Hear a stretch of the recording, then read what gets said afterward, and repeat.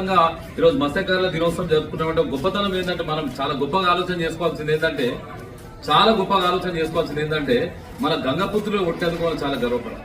ఎందుకంటే సముద్రాలు ఎక్కడైతున్నాయో, సముద్రాలు ఎక్కడున్నాయో, చెరువులు ఎక్కడున్నాయో మన కులస్తులు మన యొక్క బీజం ఉండేటువంటిది ప్రపంచ వ్యాప్తంగా ఈరోజు 200 దేశాల్లో కూడా మత్స్యకారులు అంటే నిజంగా మత్స్యకారుల యొక్క గొప్పతనం ప్రపంచ స్థాయిలో ఉందనేటువంటి విషయాన్ని కూడా మీ అందరూ కూడా మరొకసారి తెలియజేసుకుంటున్న విషయాన్ని కూడా మరొకసారి తెలియజేసుకుంటాం. దాంతో పాటు ఈ మత్స్యకారులకు సంబంధించినటువంటి చాలా గొప్ప చరిత్ర మన భీష్ముడు అయినటువంటి మనం అందరం కూడా భీష్ముని యొక్క వారసులం. భీష్ముని యొక్క చరిత్ర మనకు అందరూ కూడా తెలుసు. దానికంటే ముందు కూడా వేదవ్యాసుడు, దీని గురించి మనం ఖచ్చితంగా తెలుసుకోవాలి. వేదవ్యాసుడు మహాభారతానికి సంబంధించినటువంటిది లిఖించింది. దాంతో పాటు 4 వేదాలు రచించిన సామవేదం, ఋగ్వేదం, యజర్ణ వేదం అనేటువంటిది 4 వేదాలు కూడా ఆయన రచించినటువంటి చరిత్ర. అది కూడా మన గంగపుత్రులకు సంబంధించినటువంటి చరిత్ర అనే విషయాన్ని కూడా చాలా మంది తెలియదు.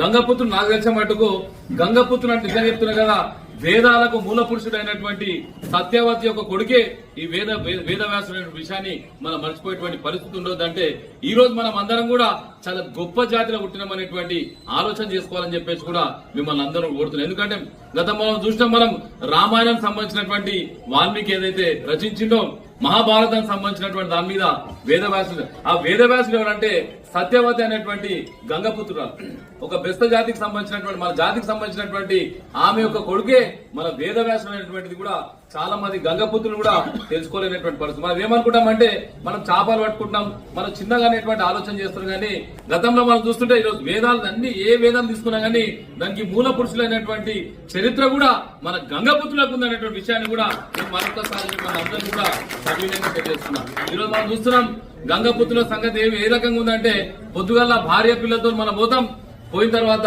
మనం చేపలు తెచ్చుకునేటువంటి పరిస్థితి ఉన్నది. ఒక్కోసారి అమ్ముడు పోతుంది, ఒక్కోసారి అమ్ముడు పోలేనటువంటి పరిస్థితి ఉన్నది.